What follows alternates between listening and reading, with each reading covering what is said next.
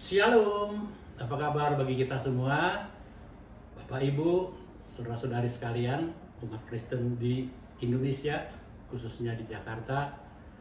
Shalom bagi kita semua. Kita akan kembali dalam renungan malam Alkitab. Sebelum kita memulainya, marilah kita satukan hati, kita berdoa. Segala puji dan syukur, ya Allah Bapa, Tuhan yang Maha Baik, Maha Pengasih, Maha Pengampun, Maha Kudus, ya Allah Bapa. Kami ucap syukur untuk segala sesuatu yang boleh kami alami, kami terima dari Tuhan hingga saat ini. Ya Allah Bapa, kami rindu untuk ada dalam firman Tuhan. Karena itu mohon urapan dari sorga, ya Allah Bapa, untuk kami boleh ada dalam firman Tuhan yang kudus pada saat ini ya Tuhan. Urapi hamba ya Tuhan sehingga boleh menyampaikan kehendak Tuhan. Roh Kudus bekerja, Tuhan, kiranya terlancarkan keinginan rencana Tuhan untuk memberkati setiap para pendengar melalui renungan malam Alkitab pada malam ini. Di dalam nama Yesus kami berdoa. Amin. Damang Dainang, nats kita pada malam hari ini adalah dari Kisah Para Rasul 4 ayat 1 sampai 4. Beginilah bunyinya, saya bacakan untuk kita semua. Di bawah perikop Petrus dan Yohanes di hadapan mahkamah agama. Beginilah bunyinya. Ketika Petrus dan Yohanes sedang berbicara kepada orang banyak, mereka tiba-tiba didatangi imam-imam dan kepala pengawal bait Allah serta orang-orang Saduki. Orang-orang itu sangat marah karena mereka mengajar orang banyak dan memberitakan bahwa dalam Yesus ada kebangkitan dari antara orang mati. Mereka ditangkap dan diserahkan ke dalam tahanan sampai keesokan harinya karena hari telah malam. Tetapi di antara orang yang mendengar ajaran itu banyak yang menjadi percaya sehingga jumlah mereka menjadi kira-kira 5.000 orang laki-laki. Amin. Puji Tuhan. Damang Dainang, saudara-saudari sekalian, kita dalam keadaan sehat, sejahtera hingga saat ini berkat perlindungan Tuhan bagi kita. Saya ingin membawakan nats ini dengan judul Ikut Memberitakan Kristus. Setelah peristiwa Pentakosta yang demikian menakjubkan, di mana para murid diberkati, dijamah oleh lidah-lidah api Roh Kudus yang demikian spektakuler dan disaksikan hampir seluruh masyarakat dan orang-orang saleh di Yerusalem.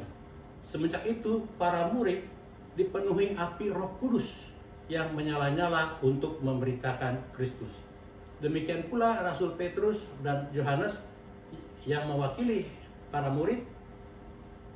Mereka giat memberitakan Kristus, termasuk pada saat peristiwa itu mengajar orang banyak di Serambi Salomo di bait Allah. Saudara-saudari, sebagaimana dahulu Rasul Petrus dan Yohanes yang adalah murid Yesus memberitakan Kristus, demikian juga saudara-saudara sebagai umat percaya, sebagai orang Kristen pada masa kini, baik saudara sebagai pelayan ataupun saudara sebagai jemaat awam, Tuhan Yesus juga mengamanatkan saudara sebagai murid Yesus untuk ikut memberitakan Kristus. Nah, pertanyaannya adalah apa saja atau bagaimanakah caranya supaya saudara ikut memberitakan Kristus? Saudara, menurut Kisah Para Rasul 4 ayat 1 sampai 4 ini dan nats lainnya yang terdapat dalam Alkitab, setidaknya ada 3 hal atau 3 cara yang harus saudara lakukan supaya ikut memberitakan Kristus. Yang pertama, yakni bahwa saudara harus berbicara. Sebagaimana dimaksud ayat 1 dan ayat 2b. Sebagaimana Rasul Petrus dan Yohanes yang berbicara kepada orang banyak, saudara juga harus berbicara kepada orang lain, teman, saudara, ataupun sesama jemaat di gereja. Mengapa saudara harus berbicara? Sebab ada firman Tuhan yang tertulis di dalam Roma 10 ayat 17. Bahwa iman timbul dari pendengaran dan pendengaran akan firman Tuhan. Jadi bagaimana orang lain mau beriman kalau tidak ada mendengar? Bagaimana dia mau mendengar kalau tidak ada yang menyampaikan? Bagaimana ada yang menyampaikan kalau tidak saudara yang berbicara? Dalam hal ini Tuhan Yesus melalui peristiwa Rasul Petrus dan Yohanes ini yang berbicara, saudara juga harus berbicara. Berbicara tentang apa? Pertanyaannya adalah tentang peristiwa Kristus yang bangkit dari antara orang mati. Tidak pernah ada sebelumnya di seluruh dunia hingga saat ini. Bangkit dari orang mati, dari antara orang mati, yang menandakan bahwa Kristus sudah menang atas maut. Bahwa ada kebangkitan setelah kematian. Hal ini sangat menggegerkan, dan umat yang percaya kepada Kristus menjadi percaya bahwa setelah kematian secara ragawi, secara duniawi, akan ada kehidupan yang baru, akan ada kebangkitan, di mana Tuhan Yesus telah menyediakan tempat bagi kita, sebab di rumah Bapa banyak tempat tinggal. Demikian yang Tuhan Yesus firmankan bagi kita.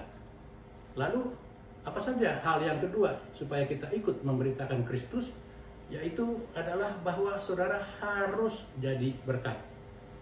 Jikalau kita perhatikan bahwa mereka yang marah adalah para penjaga bait suci dan orang-orang Saduki. Mereka adalah para politisi agama yang berkepentingan untuk supaya tenang di bait suci dan juga segala sesuatu tidak ada kerusuhan akibat orang-orang banyak yang berkumpul yang mengajarkan demikian spektakuler. Mereka marah saat Petrus dan Yohanes mengajar ribuan orang yang berkumpul, sehingga mereka menganggap rawan keamanan dan potensi kisruh secara politik. Karena politisi agama adalah mereka melihat dari sisi politik, demikian juga pihak keamanan. Kalau terjadi demikian, keramaian yang menimbulkan kerusuhan itu dapat berdampak kepada kepentingan mereka. Tetapi lihat bagaimana sikap Petrus dan Yohanes ketika ditahan dan dititipkan di dalam tahanan untuk kemudian keesokan harinya akan diadili. Mereka, Petrus dan Yohanes, tidak melarikan diri atau memberontak ataupun menuduh bahwa mereka ditindas ataupun dikriminalisasi. Tidak. Mereka dengan patuh, mereka fokus untuk memberitakan Kristus. Mereka patuh kepada pemerintah, mereka tidak memusuhi, sebab mereka tahu apa yang harus dilakukan, yaitu beritakan Kristus.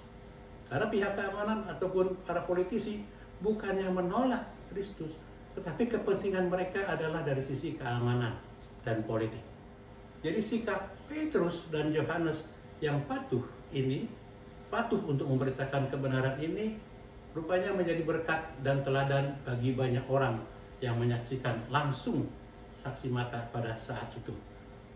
Jadi yang ketiga adalah hal apa saja yang harus dilakukan supaya ikut memberitakan Kristus adalah bahwa saudara harus berhikmat. Dikalau Nats ini menuliskan bahwa saat itu ada kira-kira 5.000 orang laki-laki yang percaya. Menurut saudara, berapa orangkah pada saat itu yang ada mendengarkan pengajaran Rasul Petrus dan Yohanes? Kalau ditambah dengan perempuan, jemaat perempuan maksudnya, ataupun membawa anak-anak, ataupun orang yang tidak percaya, kira-kira mungkin ada bisa 10.000, 11.000 atau 8.000, ya mungkin sekitar itu jumlahnya. Begitu banyak mereka yang menjadi mengikuti mendengarkan ajaran yang disampaikan oleh Rasul Petrus dan Yohanes. Tetapi yang mau ditekankan di sini bahwa hendaknya kita mengimani bahwa mereka yang menjadi percaya itu adalah karena pekerjaan Roh Kudus, saudara-saudara. Roh Kudus yang bekerja melalui kita karena Roh Kudus sudah berencana untuk menjadikan mereka adalah orang-orang percaya. Karena itu, Roh Kudus memakai kita untuk memberitakan, berbicara, mengajar, memberitakan Kristus, memberitakan Injil. Namun demikian, meskipun Roh Kudus bekerja melalui kita, karena itu kita juga harus berhikmat di dalam memberitakan Kristus. Hikmat itu dari mana? Hikmat itu adalah kita dapat dengan kita membaca Alkitab, kita rajin membaca Alkitab, kita rajin berdoa, dan kita sering menaikkan pujian penyembahan kepada Tuhan, sehingga roh yang ada dalam diri kita bertumbuh. Sehingga Roh Kudus bekerja melalui pemberitaan kita, melalui percakapan kita, sehingga banyak orang yang mendengarnya menjadi percaya dan bertumbuh imannya. Jadi demikian saudara-saudara, intinya adalah bahwa supaya kita ikut memberitakan Kristus. Bagaimana caranya? Yakni dengan berbicara, menjadi berkat, dan berhikmat. Tuhan Yesus memberkati saudara-saudari sekalian. Amin. Kita berdoa. Terpujilah nama Tuhan, ya Allah Bapa, Tuhan yang kami sebut sebagai Bapa Abraham, Ishak, dan Yakub. Tuhan yang sama yang kami muliakan di dalam nama Tuhan Yesus Kristus, Sang Penebus dosa kami, Sang Penyelamat kami. Terima kasih untuk firman Tuhan yang boleh Tuhan sampaikan bagi kami pada malam hari ini.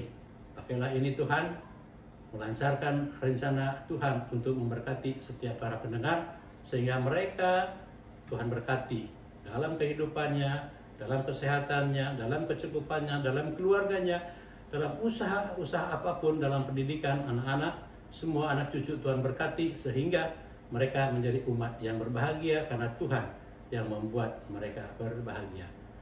Di dalam nama Yesus Kristus kami berdoa. Amin. Shalom.